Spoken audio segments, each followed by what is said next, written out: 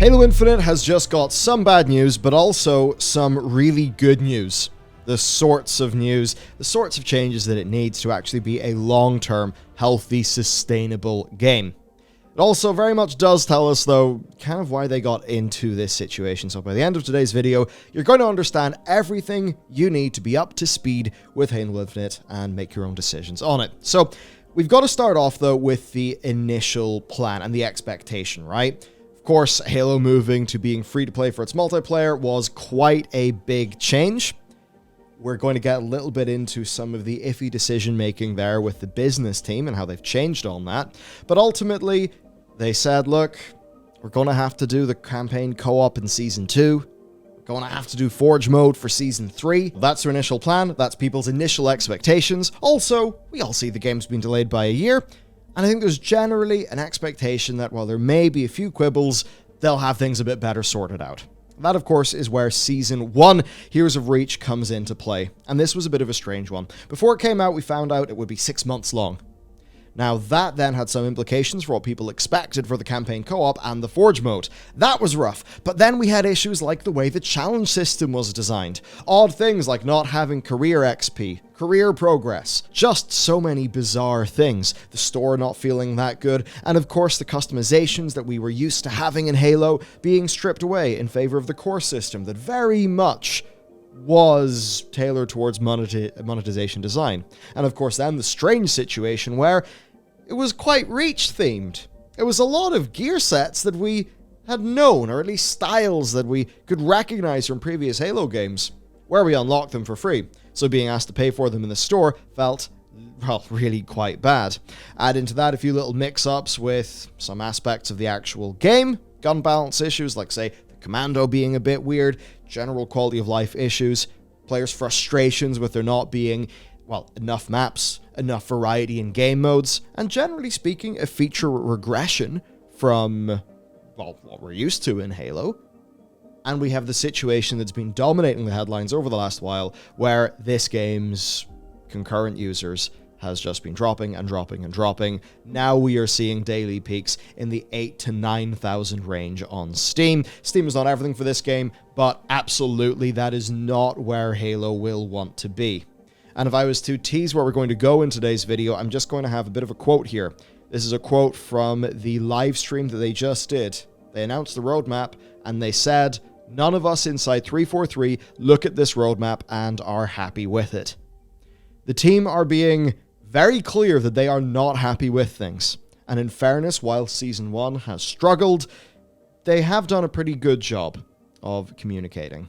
They just haven't been able to actually act on fixes fast enough for players. So that's where Season 2 comes in. Season 2 had to do a lot, and it was perhaps seen as being the comeback for this game. We paid the price with an extended Season 1, so that 2, 3, 4, and beyond could be what the players are going to want. Unfortunately, though, that's not really the case. Although Season 2 does seem to be a nice enough slice of Halo. So that's when we get into the Season 2 news. And while we expect the development pace to be increasing in terms of seasonal updates, that's not the case. The biggest and latest sting that the Halo community has had is that Season 2 will in fact last for 6 months, just like Season 1. Now, when we dive into their explanation for this and their content plan, it does all make sense. It does all seem reasonable. But they have a community that has a lot of stress, that's worried about the safety of Halo. So obviously anything that could be seen as a bit of bad news, at least in face value, that's just going to hit extra hard. So now we basically have, well, the upshot of things. Season 2 is going to last for 6 months. The network campaign co-op is going to be August 2022. Campaign mission replay is going to be August 2022. And when you go into the content for Season 2, it looks good. I would say, though, perhaps not enough. We get 1 new map for Arena, 1 new big team battle map, and then 3 game modes, King of the Hill, Land Grab, and Last Spartan Standing, which does actually seem pretty damn cool. We've then got the Interference event, which is basically just a bit of a narrative and a battle pass, often mixed in with game modes and playlists. There's one of those coming out May 3rd to 16th, right when the season drops, and then there's the Alpha Pack event coming out July 19th to August 3rd. In addition to that then, there's a new battle pass.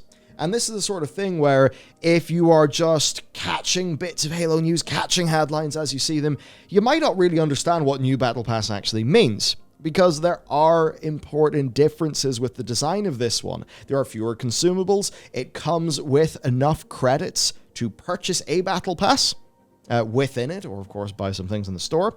It has a core, and a core is the base armor kit. It has a core included in the free track. Generally speaking, it is a significantly better Battle Pass than the one that they shipped, including for the free tier. And then, of course, loads of quality of life changes. And what's all mixed in with this is they have a new way, sort of a framing device for how they're going to be dropping these, dropping updates and things like that throughout the season. So that's what's happening right now. As for the Forge mode, well, that's going to hit open beta in September. And they've actually been flighting this Forge mode in one form or another for about 2 years, they say. So that Forge is going to be coming, and I think Forge could be quite major if they capitalize on it correctly, which in fairness, for the likes of the custom game browser in Master Chief Collection, well, maybe they actually will be able to capitalize on Forge mode pretty well. At the end of the day, if they're struggling to make content, I think we can all agree that robust user-generated content of the sorts that kept Halo 3 very much alive, at least for me and my friends, that will be one of their best ways out of this problem. And ultimately then we're in a situation where they've had to scale up their team. Almost certainly they've had to change how they work. They've got to set themselves up to deliver on this live service. But the thing is that the large structural changes needed to make that happen, including getting new staff over, training them up in the Slipstream engine, all of that. Well, if that's only really been happening in the post-launch period of Halo Infinite, can we expect the dividends of that team size, of those developmental changes, can we expect to see those dividends in the very short term? I would say absolutely not, and indeed that's a lot of what they are talking about. They launched a April update post ahead of the live stream that I'm about to dive into, and in that update post they said that sustainable development rhythms so we can deliver great experiences to all of you while maintaining a healthy work-life balance, that is their goal. And if you want to look at another studio that struggled with this initially, that is in fact Respawn Entertainment. Respawn had a situation where Apex was a humongous hit on day one, a bit like with Halo Infinite, funny enough, but then they had issues with the monetization of their game, aspects of the business model, content cadence, things like that, all while Epic Games were just going mad with Fortnite, of course creating many headlines about crunch. Of course, it seems that Respawn made the appropriate changes they needed to make for their company, and they now do seem to just be plodding along at a good development pace, satisfying their community. That is what 343 needs to achieve for Halo, and it very much seems like a troubled development cycle, one where this is a studio that heavily relies on contractors, which therefore means that Microsoft's 18-month contractor policy will have led to basically just a lot of brain drain. All of those things are basically running against this developer's ability to provide that long-term healthy live service from the get-go, which is what players have actually wanted. For this, I'll basically say that I think they have the right mindset. They've said that for them, hitting that big goal means they've got to go slow to go fast. And that might seem like a counterintuitive thing, but it does come down to the tortoise and the hare. At the end of the day, the output of your work is one of the most important things. If you are working in a highly efficient, extremely frantic manner at an end result that's not particularly effective, you'll go nowhere fast while expending a whole bunch of effort. However, if you play the slow game, you structure your team, you grow it appropriately, and you set in for a nice marathon pace that you can actually hold, that is how you grow a game. Now, it's the sort of thing, for those of us who are patient gamers, well, that's fine. Be the tortoise and the hare. But there's a problem. The market is insanely competitive. I mean, right as all of this is going on, when Halo Infinite is still in a relatively weak position in the market, we've got Overwatch 2 with its open beta. We've got Valorant putting out fantastic numbers. Many other games. There's a lot of competition. And that does mean that you're almost punished for going slow to go fast, even though that absolutely is the correct way to deliver in the long run. And that's why I think it is very hard to launch a product like this, and I think that's probably why business leaders either didn't know what they were getting into, or had very misaligned expectations as to what this team could actually deliver in a sustainable manner. I think the Forge mode could be quite large, though.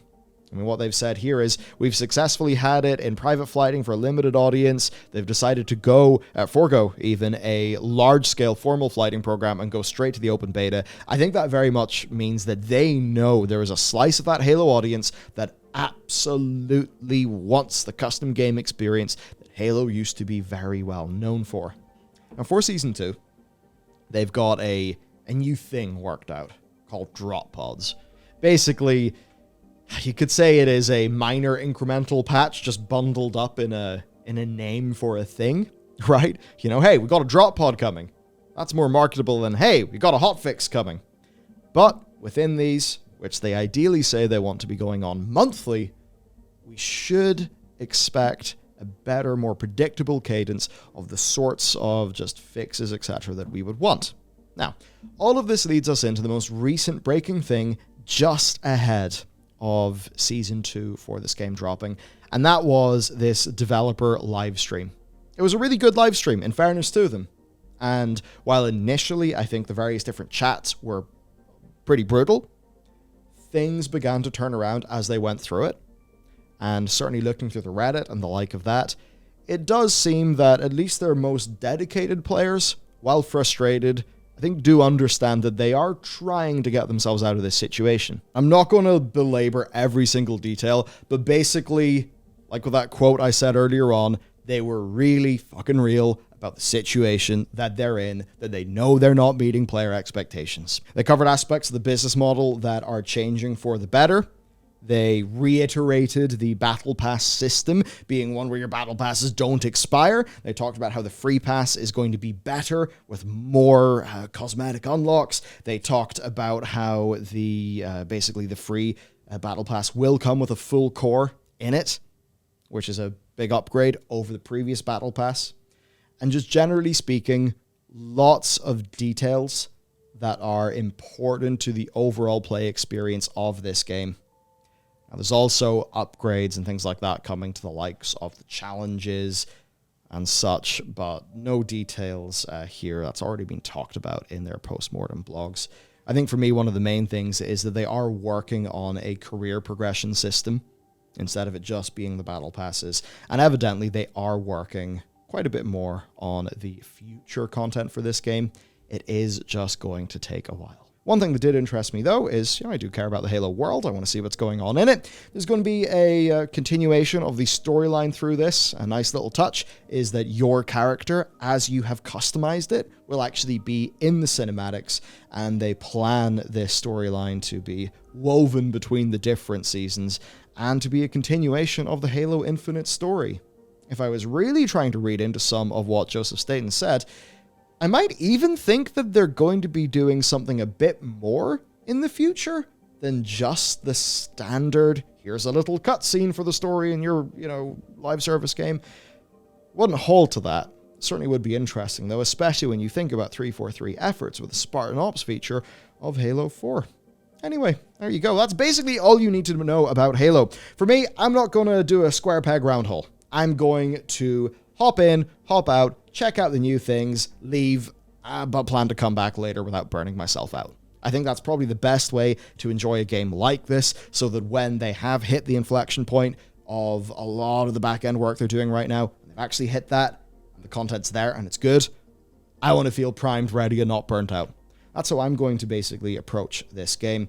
Ultimately, though, I think this team is doing their best. They've just been put in a shitty situation by the business crowd, almost certainly because they're working in Halo, and they had a problem where their software and their hardware, those dates were just not going to mesh together. And even with delays, well, as we all know, a delay and a troublesome finish, that can create a lot of technical debt, organizational debt, team burnout, and things like that just are a price that has to be paid.